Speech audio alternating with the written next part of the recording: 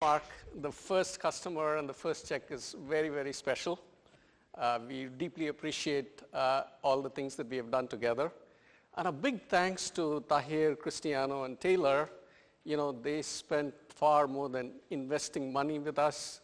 They spent countless hours. And as you can see with Mark, we benefited from that, and we want to express our deep gratitude. So I want to start with a little story. You know, we all have very strong memories from our upbringing, from our childhood. I've got two strong themes, one very positive and one very tough. So on the positive side, I grew up in the seaside. So two things about the seaside: the smell of the salty water and the breeze associated with it. I always remember that, and I miss it in Dallas. The second is the heat, and that I don't miss in Dallas. I get more than enough of that. And then on the tough side, my dad was a diabetic, and a lot of ER visits, very volatile. And the interesting thing is, the clicker is here. So the interesting thing is that if that hospital had a loyalty program, my dad would have been like in the executive platinum category, and I would have had a free companion pass if I had diabetes as well. And each time he went, they did a phenomenal job of rescuing him from the jaws of death, literally, several, countless times. And yet, they did nothing to actually change his underlying diabetic management point of view. And that was always stuck at the back of my mind. And when I got an opportunity in my previous role to do the analysis for diabetics, to find out what are the causes that drive ER visits and how do you actually reduce it, I jumped on that opportunity. And we found all of the factors that drive that from a very distinguished kind of point of view, which is this pool here has a much higher ER visit, and that pool there does not have that high ER visit, and they're both diabetic, and they're both insulin dependent. And we found insights that would reduce these ER visits by up to 70%. And our customer, the insurance company for which we did that study, they agreed with all those findings, and they took 3 months to research it, to study it. And they came back and said, you know, we agree with everything you said, but we can't go ahead because it's a 12-month-long implementation cycle, very long, very cumbersome. So if you think about any,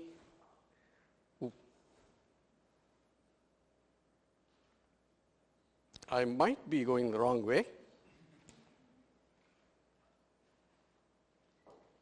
Okay, so if you think about any insight, they always involve change. You've got to change something in order to benefit from that insight. And typically, it also means that you have to coordinate that across many different parts of an organization. If you are a solo person, it's very easy for you to take an insight, run with it, and act on it. But in this particular example, for example, the reason they couldn't go ahead with it is, you know, you've got to coordinate across nurses, physicians, administrators, clinical informatics, things like that. And that connected action enterprise-wide is where there is a big barrier. And what if we could break that barrier and shrink that time from 12 months to, let's say, 4 weeks, something dramatic? Then we've got a very meaningful solution, and it'll help people leverage those insights and convert them into impact. And that was the origin of Rapidi2i. It's a mouthful, but once you recognize that there's a rapid and there's an insight to impact, it sort of starts to make sense. And what we are trying to do is to build that connection, the bridge between insight and impact. So the problem for most small and medium-sized businesses is that you've got the insight and the impact and the connected actions, and typically you've got 4 choices. You can have business intelligence solutions connecting to workflow, or you can have point solutions that target a specific problem. So let's say you want to reduce readmissions, you can get a point solution. Or you stitch together spreadsheets, or you ignore the problem, you do nothing.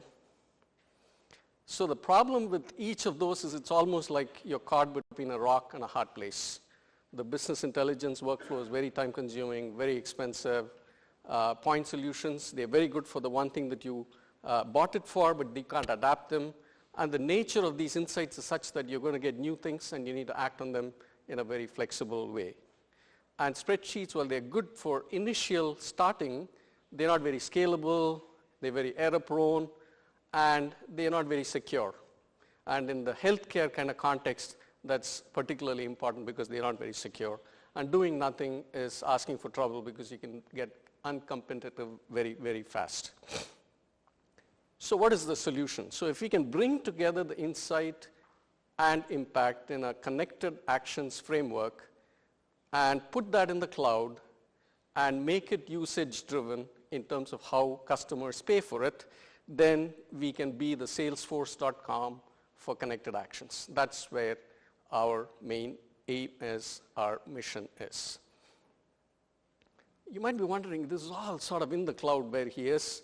I want to make it a bit more concrete for you as to walk through a specific example of a freestanding emergency room operator. And the insight they had was they had a group of facilities. A few of them were generating a lot more revenue and growing more rapidly than the rest. And when they dug deeper, they found that patient satisfaction was a key driver of demand growth. And when they peeled a little bit more, they found that one of the key distinguishing factors between those facilities that were up there versus those that were not as fast growing was the fact that the physician took the time to call within 2 days of the emergency room visit. How are you doing? Are you okay? Is there any side effects? Do you need any help? And they found, interestingly, that there were good side effects in terms of their collection percentages also getting better. Now, they could do this in a limited way with spreadsheets for those few facilities, and that had $1 million impact in their revenue. But if they need to scale it enterprise-wide across all of their facilities, that's not such a scalable solution, and that's where we step in, which is provide all of the visualization and charting so that executives can see what are the facilities they need to focus on, what's the order in which they need to do them, track the progress, and at the same time connect it so that administrators can say, these are all the patients that this physician needs to call, and a physician can be very busy, so we need to be very efficient for them so that they can make all these calls, checklist, a quick list of all the patients they need to call, and all of the data associated with the patient that they met 2 days ago collected together in one place so they can see it quickly, act on it, and move on. So if we did that, there is still one very important thing, which is closing that loop. All of the analysis is assuming that the past and the future are connected in a linear kind of progression, which is rarely the case. So you need to find out if that is really true. Did that patient satisfaction really go up? Did that really translate into revenue? And how do you close that loop? So once you get that kind of scalable solution and then make it enterprise-wide, then you've got a solution which is, in this case, $50 million in revenue as an impact. So what we enable is practices of the best, which is the 1 or 2 that facilities that were there up there. We want to enable it for the rest. So if we were to extend the same idea to other use cases, workers' compensation, like our customer Mark, the emergency examples that we gave you, and we have several pilots going in some of the other areas that I've listed here, and we did a bottom-up analysis.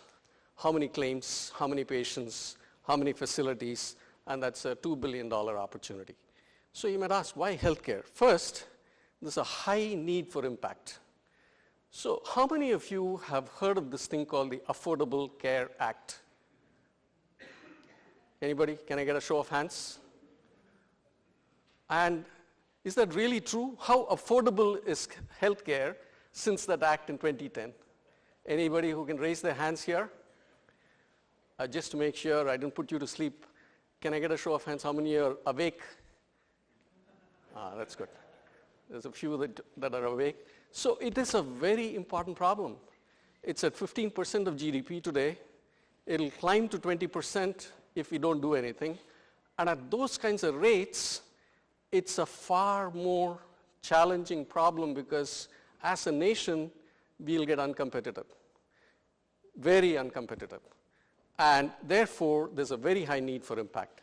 Second, if we were to attempt this, let's say 2 years ago, we could not have done that because healthcare has been behind the times and the digital data that is required, because that is the raw material for insights, was not available. And now with 80% of the EMR penetration that has happened, we have the basis now for making this available in a wider form. And we have the experience and the relationships to make this work. So in terms of traction, we got this idea in July of this year, and then we applied to Collide Village in August, and we got accepted, and we launched the company. Since then, everything he said is true. We did all that 30 interviews, the process and all of that, and we had to change course and adapt based on the data we received. As an entrepreneur, you're very passionate about the idea, but at the same time, you need to be detached with the data that's coming in and do the course corrections. We did that, and we identified a problem that's worth solving. And we conducted additional 25 interviews and found a better solution to the problem worth solving, which is what we have presented today. And we have an MVP, and that's the one that MVP as a minimum viable product. And we have one customer, Mark. And we built 4 strong prospects in our pipeline in November. And we've gone live with that first customer. We got our first check as well. Thanks, Mark. And we have 2 very strong pilots, and they're using our system as we speak. And we built that prospect pipeline to 9 from the 4. Do come and see us at the booth to understand more about the kind of problems that we are solving for these customers. So we have very good, significant traction. So our current growth strategy is all focused on the direct sales model and usage-based, and we want to start small with 1 or 2 facilities, show the value, and all of the ones that we have done work this far have very high ROI, and we use that to reinvest and grow the account in a systematic way, and in parallel, build more customers. And the way we are looking at it is to make sure that we have a future growth strategy. We have built it as a connected actions platform that provides all of the services that are required for each of these individual applications. And we have leveraged that to build the workers' comp, and these are the 2 that are being used in the pilot. And we want to enable the same thing for our customers to use on their own. As and when they get new insights, they can build more apps. And we want to then extend it to third parties so that we can use a distribution channel kind of strategy to accelerate that growth even more. So in terms of unit economics, in terms of the assumptions underlying this, what we believe is something like a $20,000 is the cost of acquisition per customer based on 5 customers getting acquired, and a lifetime value of $120,000, which is essentially growing each of these ER operators to about 4 facilities. So we are looking at about a 6-to-1 kind of ratio. We have a very strong team. I have a startup background. I've been involved with Net.Orange from the founding all the way to exit to Nant Health, and I continue to be a proud shareholder of Nant Health. MedDecision, where I worked before, I led the product management function, and our solution touched about 15 million patients, and I faced firsthand the challenges that our providers and payers face in a very tough environment. And Abhi and I have known each other for 16 years, and he was in my team at Net.Orange, and he has very deep technical skills and strong data skills with his work at Oracle. And we both have very good customer development skills which is very critical as we build that pipeline and the first set of customers. Very good advisors. Ram Velidi has a strong background in startup and venture-backed. Also, he's a black belt in Kung Fu. So there's more than one reason why we need to listen to his advice.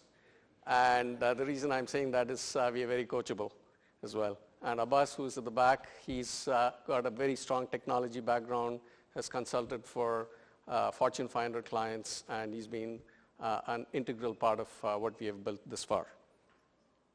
So in terms of ask, we have a $250,000 for 10% equity. What that'll give us is an 18-month runway and $1 million in annual run rate, and we want to build up that pipeline to 25 customers. The salesman in me doesn't want to give up this opportunity. So as you encounter clients, friends, acquaintances, think of us when any one of these kinds of things come up, and do contact us. There are pockets of excellence, and you think they'll benefit from practices of the best getting enabled for the rest. They made big investments in data and they've not got their adequate returns, or you need the insight to impact getting connected with those connected actions, do call us. So in summary, salesforce.com for connected actions, that's what we are. And practices of the best we want to enable for the rest. And we have significant traction in the B2B space, and we are experienced in healthcare, in value and data realization to move this business forward. Be part of that journey, invest in us, and recommend us. But first things first, come stop by our booth. Thank you.